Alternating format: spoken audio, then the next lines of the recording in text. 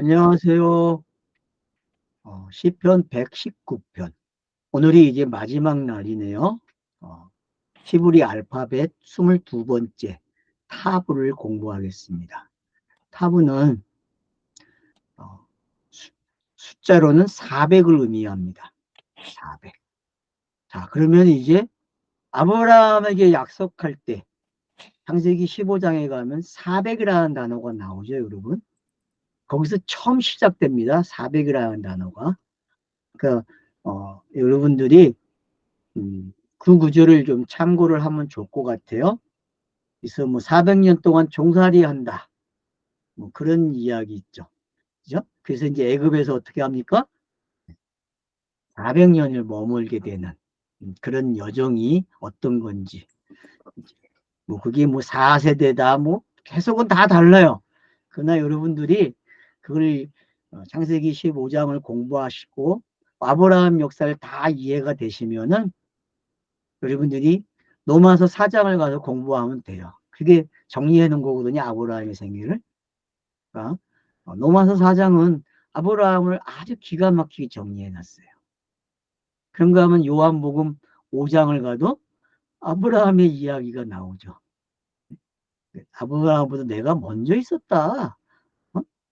아브라함도 나를 보길 기뻐하고 다윗도 마찬가지 아니냐. 그런 구절들이 요한복음 5장에 있습니다. 그래서 여러분들이 400을 알고 싶어요? 400은 이 땅에서 크로노스의 시간이 끝나는 시간이다. 그렇게 이해를 하시면 돼요. 400이 뭐냐? 크로노스의 시간이 완료되는 거죠. 그러니까 하나님의 뜻이 땅에서 완료되는 시간을 뭐라 그래요? 400이라 그러는 거예요. 이해를 하셨죠? 그러니까. 그래서 4라는 거는 땅에서 완성된 숫자잖아요. 4라는 단어가. 그래서 7이라는 단어는 3과 4가 합쳐진 거예요. 자, 3은 뭡니까? 하늘의 숫자라고 배웠잖아요. 그래서 1, 2, 3, 첫째 날, 둘째 날, 셋째 날이 뭘 이야기했어요? 바로 하늘의 뜻이 땅으로 내려오는 이야기라고 제가 이야기했고, 4, 5, 6, 7을 뭐라 그래요? 땅에서 완성되는 이야기라 그래요. 그래서 4로 시작하는 거예요. 넷째 날부터. 그래서 넷째 날부터 일곱째 날까지를 땅에서 완성된 이야기다. 이 일곱 이야기를 어디다 담아놨어요? 400이라는 단어에 담은 거예요. 400. 그래서 400이 뭐냐? 크로노스가 완료돼서 카이로스로 오는 극적인 시간이죠. 그러니까 400은. 그래서 애굽에서 탈출이 어떤 건지를 열재앙이 설명한 거예요. 그러니까 출애굽기 열재앙은 바로 400이라는 걸 가리켜 주는 숫자거든요. 400에 어떻게 마무리되고 있는지. 그런 의미에서 오늘 169절부터 나오는 176절까지 8절은 그런 부분이에요, 여러분. 그런 400이 가지고 있는 것을 저자가 어떻게 이야기하고 있는지 이걸 이제 찬양과 노래로도 이야기하게 되고 자기가 어떻게 율법을 깨달았는지도 이야기하게 되고 그 율법이 어떻게 자기에게 힘이 됐는지 이런 것들은 119편이 잘 써먹은 이야기들이잖아요. 근데 그거를 400이라는 가치 속에 넣고 완료, 마지막, 처음과 나중, 알파와 오메가, 알렉과 타브 이렇게 성경이 처음과 마지막 단어로 이제 결론을 맺고 있는 거죠. 그걸 아우르는 숫자가 뭐다? 400이다. 그렇게 이해를 하시면 됩니다. 400은 땅에서 시작돼서 땅에서 완료되는 시간이다. 꼭 잊지 마세요, 여러분. 그러니까 애굽의 사람들이 종살이한 게 이제 이해가 되죠. 그 당연히 있어야 돼요. 성경 이야기가 완료가 되려면. 내가 육신에 살아가는 이야기도 400이에요. 알았죠? 영으로서 육 안에서 살아가는 이야기. 육으로 시작해서 영으로 끝나는 이야기. 이거 400의 이야기란 말이에요. 그래서 49제 이야기도 나오잖아요. 땅에서는. 49제. 사람이 죽으면 49제를 하거든요. 그러면은 50대면 어떻게 합니까? 어디로 간다 그러잖아요. 이 땅의 사람들, 윤회를 이야기하는 사람들이. 그런 거. 그래서 여러분들이 사회 시간이 끝나고 50시간으로 가잖아요. 아주 재밌는 시간이 되는 거예요. 그래서 여러분들이 그 1의 숫자, 2의 숫자, 3의 숫자, 4의 숫자를 가지고 놀 줄 알아야 돼요. 그러니까 숫자를 가지고 논다는 것은 알파벳을 가지고 노는 거거든요. 그래서 지금 시대는 수학을 잘해야 돼요. 문학도 잘해야 되고 이 두 가지가 합쳐진 게 성경 공부예요. 이해가 되십니까? 히브리어 공부는요. 숫자도 공부해야 되고 단어도 공부해야 돼요. 이 둘을 공부해야 돼요. 오늘날 필요한 공부예요, 여러분. 오늘날. 그래서 지금은 과가 합쳐지고 있잖아요. 지금은 대학은요, 과가 나누는 게 헛수고예요. 다 합쳐서 공부를 해야 맞아요. 어떤 전공을 하잖아요. 그럼 그 전공을 잘하려면은 다른 과 공부를 더 많이 해야 자기 전공을 잘하게끔 돼 있다니까요. 그런 시대에 살아간다는 거는 뭘 이야기하는 거냐면은 수학과 문학이라는 게 어떤 건지 알아야 된다는 거예요. 그래서 시브리오가 왜 수학이 있고 문학이 있는지 이제 알겠죠. 구조가, 단어의 구조가. 12개의 의미가 단어의 뜻도 있지만 숫자에 또 왔잖아요.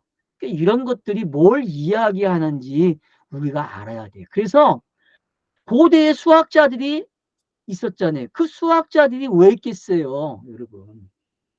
벌써 고대부터 수학자가 있었다는 피타고라스 같은 사람들이 어떤 사람들이 여러분 수학의 창시자잖아요. 그 사람은.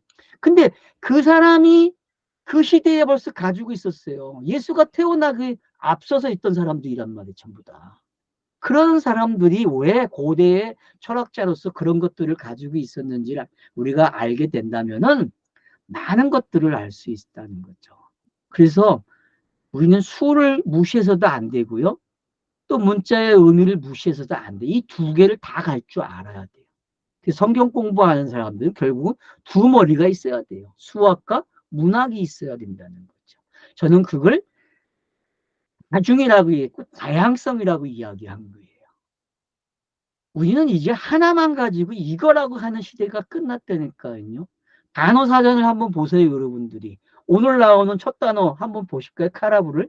카라브라는 단어가 어떤 거예요? 접근하다, 또 뭐, 접근하게 하다, 생기게 하다, 가까이 가져오다, 가까이 오게 하다, 가까이 오다, 오게 하다, 가까이. 그러니까 뭐, 전부 그런 의미가 있어요. 제공한다, 생산한다, 준비하다, 서다, 취하다.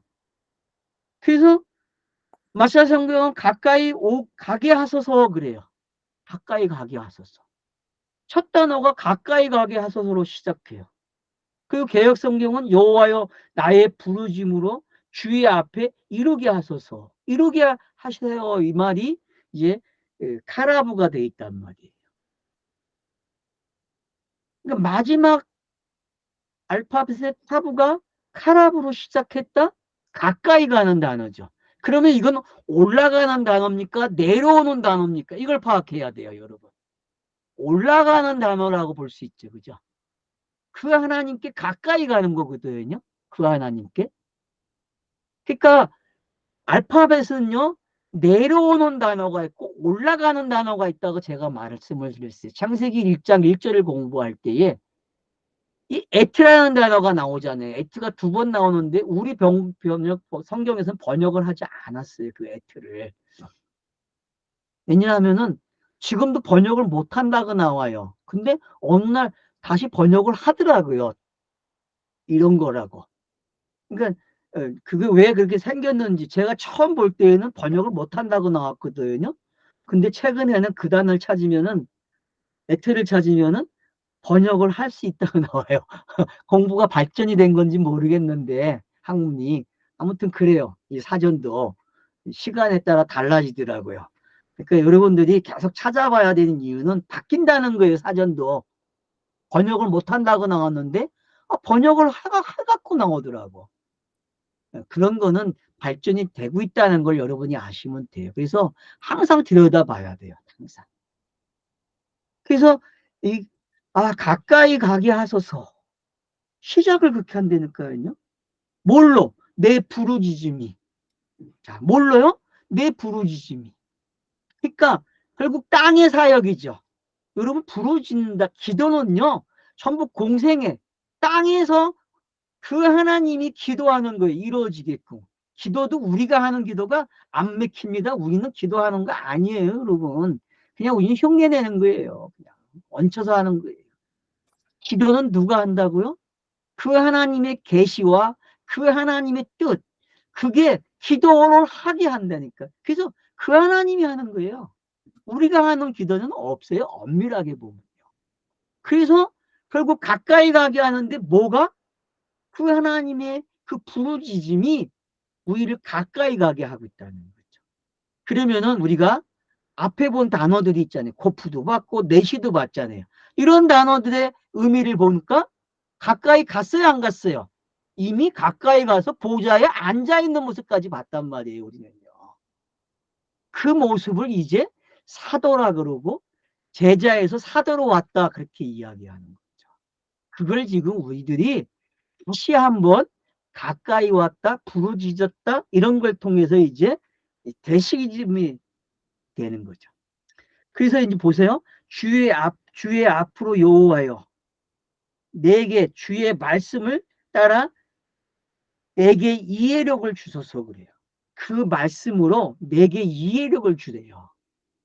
그러면 여러분 부르짖음은 이해력이거든요. 부르짖음은. 그러니까 가까이 가는 방법이 어떤 건지 벌써 이 한 절 안에 모든 게 성경 66권이 다 들어있다는 거예요. 이 한 절 안에. 이게 엄청난 단어입니다. 이 한 절 한 절이. 자, 그래서 이제 내게 주의 말씀을 따라 내게 이해력을 주셔서 이해력을 라는 단어 우리가 앞에서 계속해 있죠. 깨닫게 하는 단어거든요. 깨닫게 한다. 그러면은 깨달음이 뭡니까? 성령의 시대밖에 없어요, 여러분. 깨닫는다, 이해한다. 그 단어가 나오면 우리는 어디로 가야 돼요? 무조건 제자의 시대로 가야 돼요. 아니, 사도의 시대로. 그래서 성령의 시대로 읽어내야 돼요. 왜요? 이미 요한복음 14장 26절이 성취된 걸 이렇게 이야기하고 있기 때문에. 그래서 가까이 간다는 게 이제 의미가 좁혀졌죠. 그죠? 아, 어떤 사람이 가는 거예요? 깨닫는 사람, 이해한 사람. 119편을 자긍자긍 씹어서 잇몸으로 씹는 데까지 온 거예요, 여러분. 이빨이 없어졌다니까. 그래서 이제 여러분들은 이빨이 없어진 사람들이 돼야 돼. 틀기 듣기만 안 된다니까, 원래. 이빨이 없으면 그냥, 이제 갈 때가 됐구나. 다 끝났네. 다 깨달았다. 이해했다. 이렇게 가야 되는데, 요즘은 이 인플라타하고 그러니까 그걸 몰라요. 옛날 사람들은 깨달았는데 그걸 일을 안 해가지고. 그래서 잇몸으로 밥을 먹었잖아요. 그래서 이빨이 없으면 잇몸으로 먹는다고 그랬는데, 여러분 그 말이 쉬운 말이 아니에요. 여러분. 그 말이. 고난의 시간이 있어야만 되는 거거든. 고난의 시간. 세월이 필요한 거죠. 성경이라는 세월이 어느 겁니까? 성경이 말하는 세월은 크로노스죠. 성경이 기록되는 시간을 세월 그래요. 그걸 고난의 시간이라 그랬고요. 그걸 내게 적용을 한다? 그러면 내게 어떤 것이 와요? 고난이 오는 거예요, 여러분. 고난. 어떤 고난이요? 가까이 가는 고난. 그래서 그분이 가까이 가게 한다니까요. 그래서 성경 말씀을 꾸준히 통독하는 사람들, 읽고 있는 사람들은 어떻게 된다고요? 가까이 있는 사람. 왜? 그분이 기도하죠. 말씀 줬죠. 다 했기 때문에. 예수가 그리스도가 됐기 때문에 이 일이 완료가 된 상황이란 말이에요. 그래서 깨닫는 시대가 되는 거예요. 이해력이 생긴 거죠. 이 한 절이 얼마나 힘이 있는지 알겠죠. 그런가 하면 보세요. 또 170절. 자, 170절을 보게 되면 또 어떻습니까?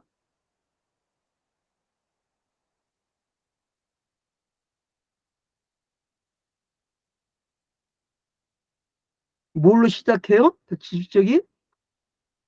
보, 가게 하소서. 예. 이루게 하시고, 여기는 이루게 하시고로 나오죠? 이루게 하시고를 한번 볼까요? 가다, 오다.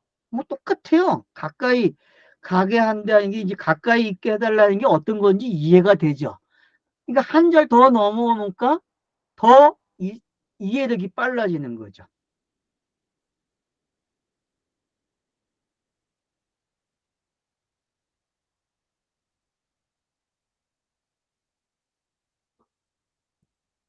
그래서 여러분 파님이라는 단어가 지금 두 번이 나왔거든요.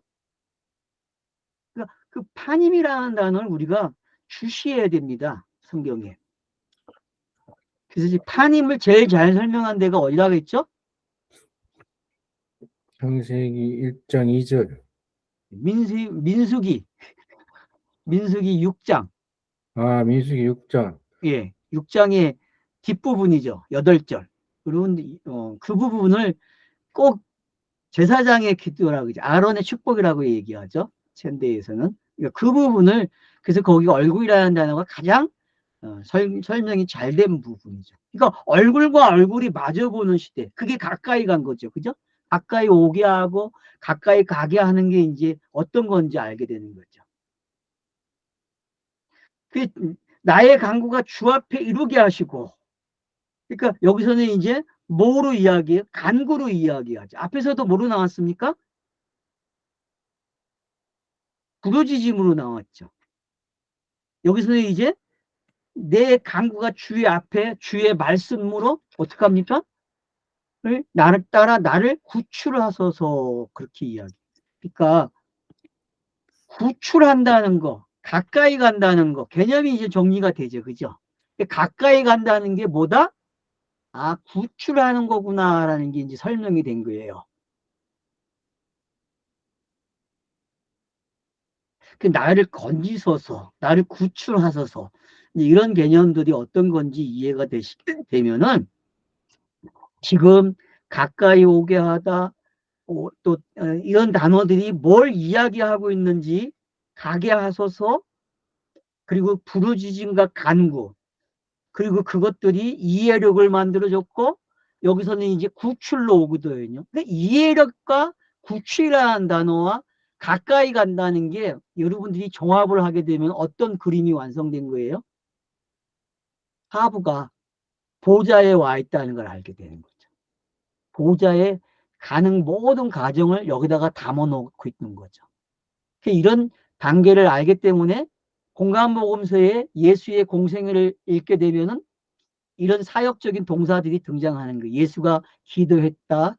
그리고 예수가 기도한 내용들 많죠. 그죠? 그 기도하는 내용이 이제 어떤 건지 알겠죠. 예수가 하는 그 기도의 내용들. 뭐 예수가 기도만 합니까? 가르치기도 하고 또 이적을 일으키죠. 병자들을 고쳐줘요. 나약한 자들의 먹을 게 없으면 먹을 것도 주고. 그런 모든 것들을 가르쳐서 우리는 뭐라 그래요? 기도라 그러고 공생애라 그러고 구출을 한다고 얘기하고, 그러니까 이렇게 복잡하게 구성이 되어 있다는 걸 우리가 알게 된다는 거죠. 그런가 하면 171절은 속구치게 하소서 그러거든요. 속구치게 하소서. 한번 봅시다요. 171절. 나바로 시작을 하죠. 자, 그러면 이제 우리 성경에서는 몇 번째 있습니까? 나바가?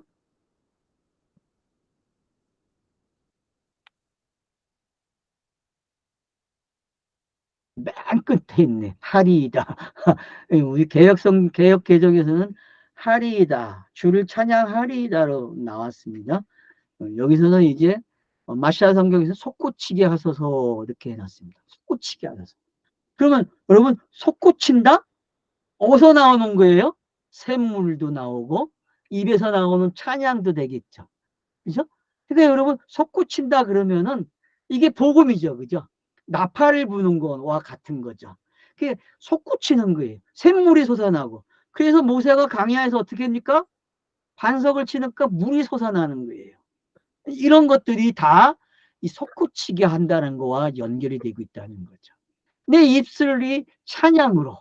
자, 솟구치니까 찬양이 나오죠. 그죠? 그러니까 우리가 성경을 읽으면 읽을수록 어떤 일이 일어나겠어요? 이해력이 생기고 깨달음이 있게 되면 어떻게 됩니까? 찬양이 나오잖아요. 흥얼흥얼 해야 안 해요? 이런 일하면서 설거지하면서 흥얼흥얼해요. 그게 왜 나오겠어요? 이 솟구쳐 나오는 거거든요. 그런 부분들. 근데 이 솟구침의 절정은 어디에 있는 거예요? 여러분. 한번 이 솟구침의 절정을 로마서 8장이나 11장에서 찾아보세요. 여러분, 로마서 8장은 이런 솟구치는 내용이거든요. 찬양의 내용이거든요. 그래서 로마서 8장과 11장을 여러분들이 참 공부를 많이 하셔야 돼요. 왜냐? 거기에는 엄청난 찬양이 나오기 때문에 그래요. 그럼 한번 로마서 11장 끝에 한번 읽어볼까요, 여러분?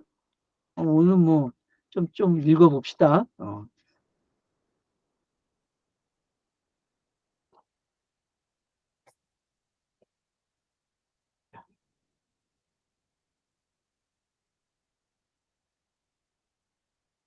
자, 31절부터 보겠습니다. 11장 31절.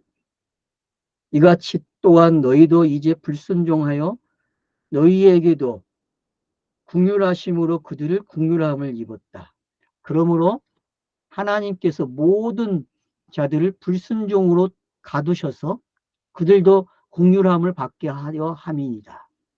하나님의 지혜와 지식의 풍성함이 기품이요 그분의 결정은 헤아릴 수 없으며 또 그분의 길들은 측량할 수 없도다. 이는 누가 주님의 마음을 알겠으며 누가 그분의 조언자가 되겠는가? 누가 그분께 먼저 두려지고 또 그분에게 보상을 받을 것인가? 이는 모든 것이 그분에게서 나오고 그분께서 통하여 그분에게로 간다. 돌아간다. 영광이 그분에게 영원히 있을 것이다. 아멘. 어때요? 맞습니까? 이게 바로 171절이 향하는 거예요. 그래서 171절과 172절을 합쳐 놓으면은 완벽하게 지금 읽은 로마서 11장의 내용이 이해가 되는 거죠. 그 구원의 그 내용을 얼마나 정리를 잘했는지. 여러분, 제 책의 정리, 그 결론이 이걸로 해놨거든요. 이 본문으로. 아시는 분들은 아실 거예요. 왜 이걸로 했는지. 다르게 표현할 게 없더라고요. 다르게, 결론을.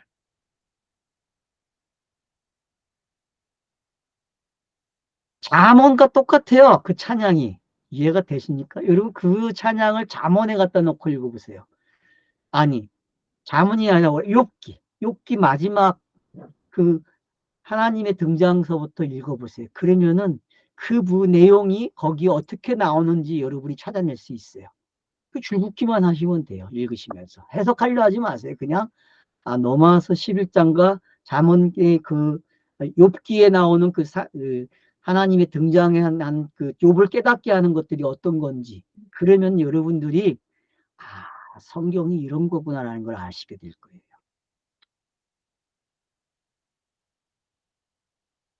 그래서 속구치기 하고 입술로 찬양을 하는데 어떤 일이 있어야 돼요? 주위에 그 나를 가르쳐야만 되는 거예요. 제가 그랬죠. 가르침은요, 내가 여러분에게 말하는 게 가르침이 아니에요. 저는 여러분들이 성경을 읽는 게 성경이 여러분을 가르친다고 말을 하고 싶어요. 저도 물론 가르치는 게 맞아요. 그러나 저의 가르침은 안 돼요, 여러분. 이거는 그냥 땅에서 버려질 휴지 조각도 못 돼요. 그러나 성경은 그렇지 않단 말이에요. 그래서 성경을 제가 읽으라는 말은 성경을 통해서 가르침을 받으라는 거예요. 알았죠? 그게 규례이기 때문에. 그러니까 제가 가장 좋은 방법을 여러분들에게 알려줬는데 과연 여러분들이 성경을 읽었을까요? 제가 로마서를 읽고 요한복음을 읽으라고 했고 여러분 진짜 그때마다 제가 읽으라 그러면 멈추고, 듣는 걸 멈추고 읽어보셨습니까? 그렇게 한 사람이 있으면 저는 행복해요. 왜? 한 사람만 있으면 되거든요. 한 사람. 한 사람.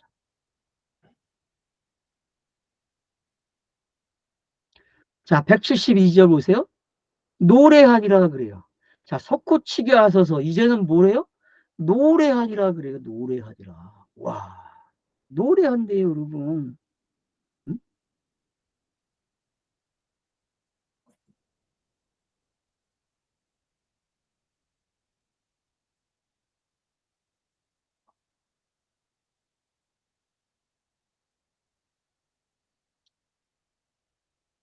자, 안 하라고 그러는데, 보다, 주의하다, 주시하다, 응답하다, 뭐 시작하다, 노래하다, 부르짖다, 입증하다, 선언하다, 이야기하다, 괴롭히다 이렇게 나와 있어요. 여러분 제가 이거 꼭 사라 그랬어요. 이거 만 얼마밖에 안 해요. 이거 여러분들 꼭 있어야 돼요. 아주 간편하고요. 볼 게 많아요. 보는 방법만 알면 돼요, 여러분. 슈퍼바이블 찾느냐고 고생하지 마세요. 이걸로 그냥 하세요. 이걸로. 여기 다 나와 있어. 슈퍼바이올에 있는 거. 단지 사용을 이 사람들이 어떻게 요약을 했는지를 몰라서 못 사용하고 있는데 여러분 이거 사용하세요. 이거 사용하시면요 편리합니다. 쉽게 볼 수 있어요. 자, 노래하자. 내 혀가 주의 말씀을 뭐 한다고요? 주의 말씀을 노래한대요, 여러분. 노래의 내용이 있죠, 그죠? 아무거나 노래하는 거 아니에요. 오늘날 교회가 하고 있는 노래, 찬양 생각 좀 해봐야죠. 그 노래한다? 그러니까 제가 성경을 소리내서 읽으라는 얘기가 뭔지 알아야 돼요, 여러분. 그게 노래하는 거예요. 음주어진다니까요, 여러분.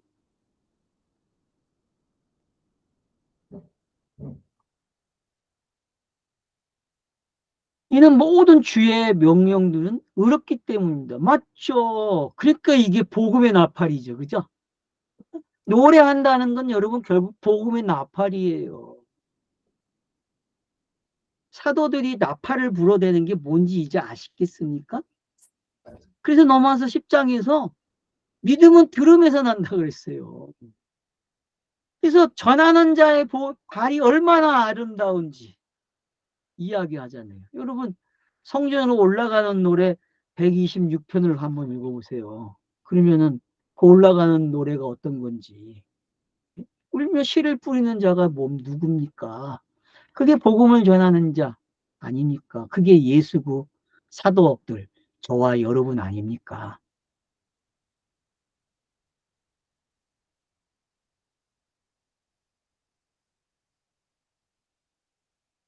그 다음 나오는 단어 한번 보세요. 173절.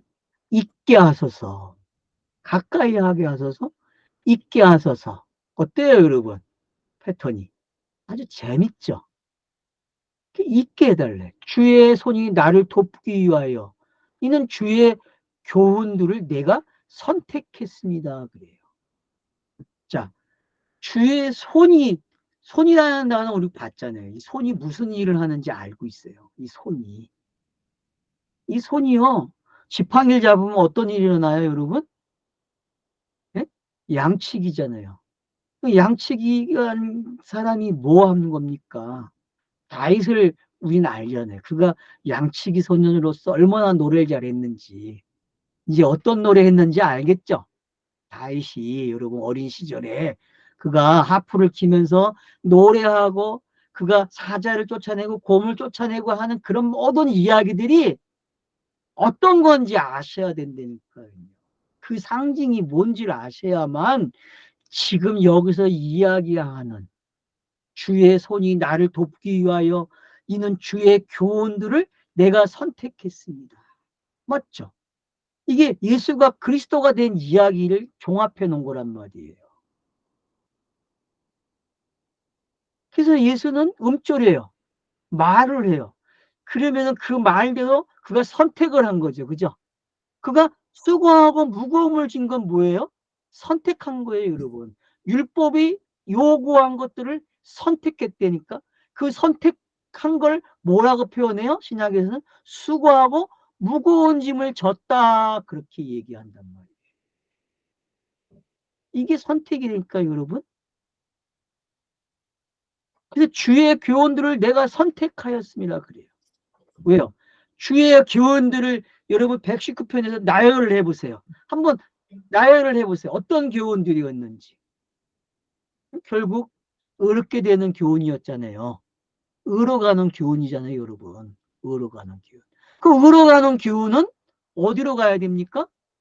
성경의 의는 예수밖에 없다고 로마서에서 이야기하잖아요. 그래서 로마서 3장 21절부터 나오는 내용이 그 내용이잖아요, 여러분.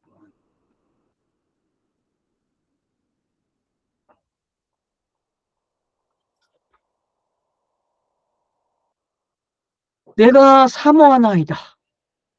사모한대요. 선택했다는 말과 사모한다는 말이 이제 어떤 건지 알겠죠, 그죠? 그래서 주의 손이 움직이면은 뭐가 일어나요? 구원이 일어나겠죠. 그래서 이제 뒤에 뭐로 나와? 내가 사모하나이다. 뭐를? 주의 구원을 여호와여 그래요. 너무 재밌잖아요, 여러분. 사모한다? 구원이죠. 그러니까 사모한다 플러스 그냥 구원으로 가면 되는 거예요, 여러분. 뭐 단어 찾을 필요도 없어요. 사모가 뭔지 뭐. 그러니까 사모한다? 구원? 그러면 성경을 읽는 사람들이 사모할 내용이 뭐예요? 의롭게 되고 구원받는 내용이잖아요. 그게 복음이잖아요. 안 그렇습니까? 이런 표현들을 철학자들은 어떻게 표현하고 있고 양자물리학은 어떻게 표현하는지 여러분들이 한번 찾아내보세요. 이런 표현들을 그들이 어떻게 표현하고 있는지. 되게 재밌어요. 그런 것까지 알게 되면요.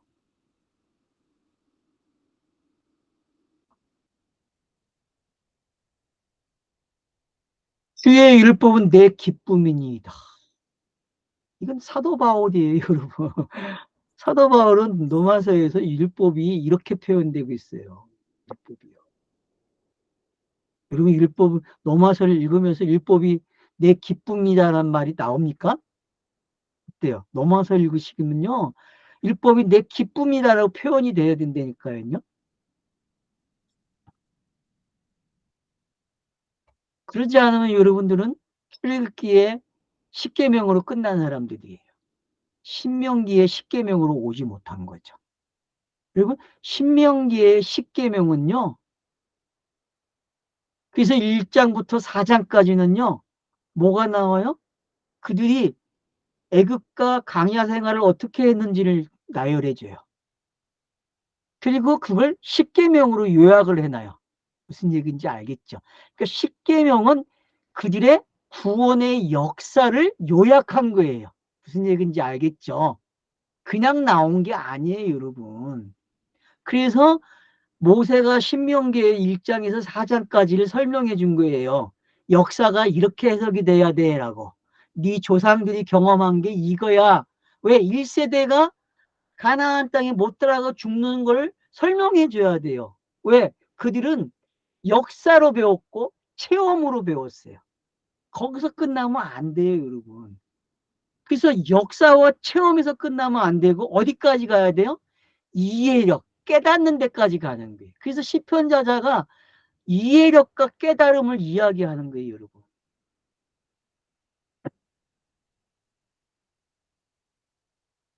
그래서 이제 주의 율법은 내 기쁨이라고 이야기하는 거예요. 그래서 175절에 뭐라고 해요? 살게 하소서 그러는 거예요. 살리소서 내 영혼을. 가장 울부짖음의 멋있는 표현이죠. 이 땅에 살 수 있는. 아닙니까 여러분? 저와 여러분이 매일 부르짖어야 될 게 뭐예요? 살게 하소서 살게. 매일 아침 깨어져 눈 뜨자마자 할 얘기가 뭐예요? 살게 하소서. 그건 무슨 내용으로 사는 거예요? 율법과 복음, 예수와 그리스도로 살게 하는 내용이죠. 왜? 크로스와 카이로스가 합쳐져서 하나의 이야기를 만들었듯이 율법이라는 거와 복음이 하나로 우리에게 내어준 게 있단 말이에요. 그게 뭐예요, 여러분? 살게 하소서 내 영혼을, 그리하면 주를 찬양하리라. 그러니까 어떤 사람만이 찬양한다고요? 영이 된 사람만이 찬양하는 거예요. 그래서 요한복음 4장에서 하나님은 영이시니 예배하는 자는 신령과 진정으로 예배할지니라 그래요. 영이 안 되면 예배를 못한다. 고로 영이 안 되면 찬양을 못한다라고 이야기하는 거예요. 왜? 내용을 모르는데 무슨 찬양을 해요. 그러니까 여러분 시편을 가지고 찬양을 부르지 마세요. 못 깨달은 분들은. 그게 뭔 내용인지도 모르고 무슨 시편을 뭐 그냥 문자를 노래하면 뭐 할 거예요, 여러분. 뭐 성경 가지고 찬양을 부르면 찬양이 되는지 알아요? 아니에요, 여러분. 문자로 있는 찬양은 찬양이 되지 않아요, 여러분. 문자가 나를 살려내야 돼. 영이 되게 해야 한단 말이에요. 그 일을 율법이 요구한 거고 예수가 인자로 와서 그 일을 성취했기 때문에 찬양이라는 게 있는 거예요. 그래서 구약의 성도들이 깨달은 자들이 찬양을 했단 말이에요. 어떤 찬양? 구원의 찬양. 그래서 사도 바울도 구원의 찬양을 로마서 8장과 11장에서 한 거란 말이에요. 로마서 8장도 한번 볼까요? 이번엔 목사님이 8장을 좀 읽어주세요. 로마서 8장. 어떤 부분인지 알죠? 끝부분. 6절인가 그럴 거예요. 마지막 부분을 찬양하는 거예요. 요 마사 성경으로 할까요? 그냥 개역 성경으로 하셔도 돼요. 뭐 어느 거 상관없어요. 찾은 걸로 하세요.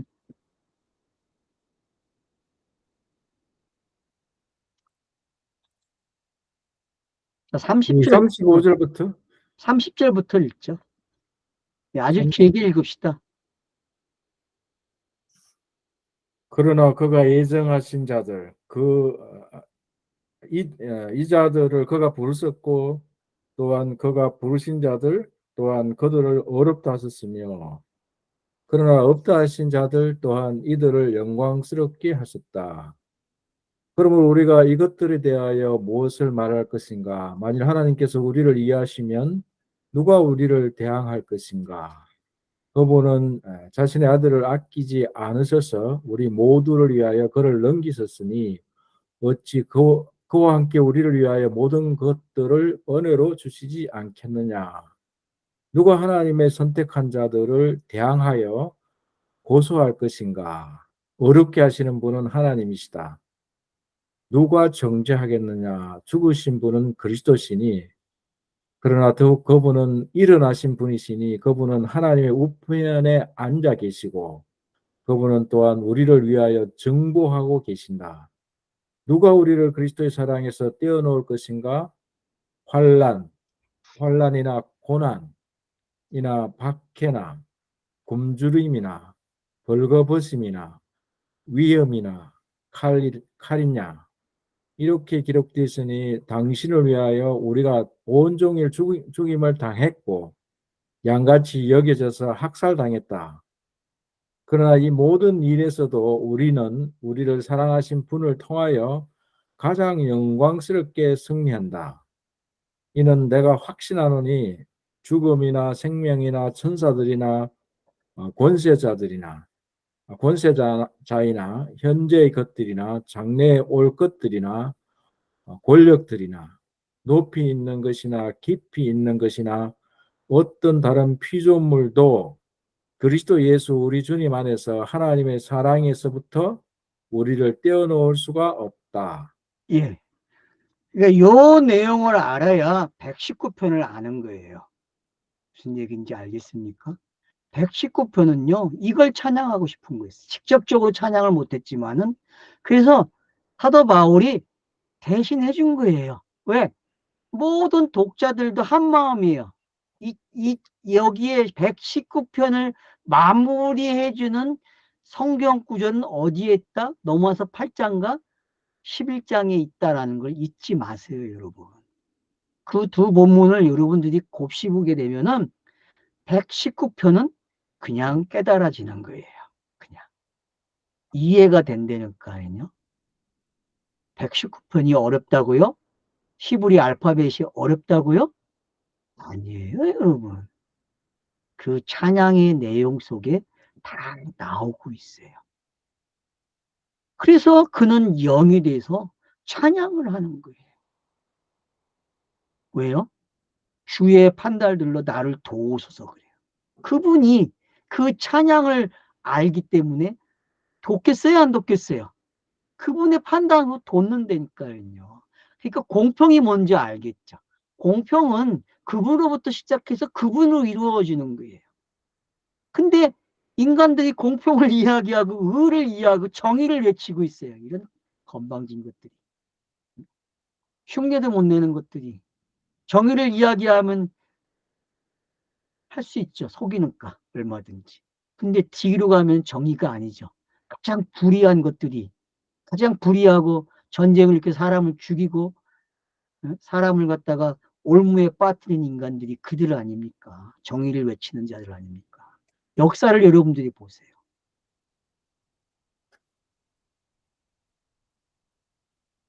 얼마나 무서운 역사입니까? 인류의 역사가.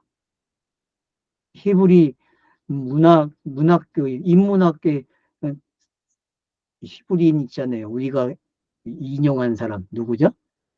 책? 아, 저기 뭐야, 베르, 이름 잘 생각 안 나네. 음, 아, 책이 없네. 불려져가지고 책이 없어. 보이질 않아. 하여튼 여러분들이 예? 무슨 사람이라던데? 아이씨, 왜 잊어먹어가지고 헷갈려? 하고 말을 해주고 가야지.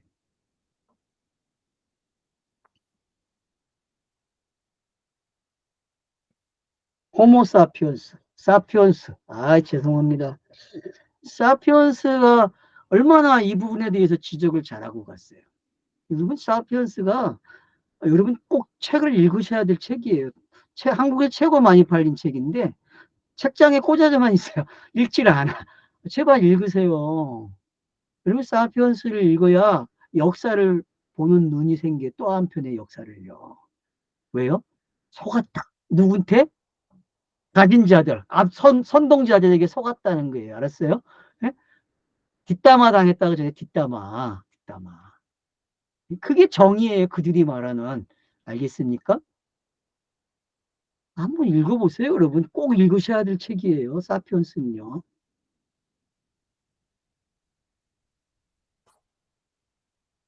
그러니까 이 땅에는 지금 정의를 이야기하고 뭐 지정 뭐 배려를 이야기 다 하지만 물론 이야기에서 바로 교정한다는 거 매우 중요한 거예요.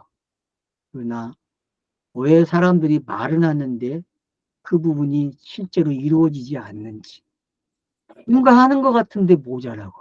성경의 인물들도 마찬가지죠. 뭔가 하는 것 같은데 분명히 완료된 것 같은데 아닌 걸로 끝나거든요. 여러분 다윗이 그렇잖아요. 모세는 아닙니까? 여호수아는 아닙니까? 아, 마찬가지예요, 여러분. 아, 성경에는 오점이 기록되어 있어요. 왜 그럴까요? 마찬가지로 오늘 176절도 그렇게 나와요. 내가 헤매오니 그래요. 참 재밌죠, 여러분. 마지막 절을 헤매다 그래요. 헤매다. 우리가 헬라어를 읽을 때 비유를 헤매라 그러거든요. 그래서 헤매다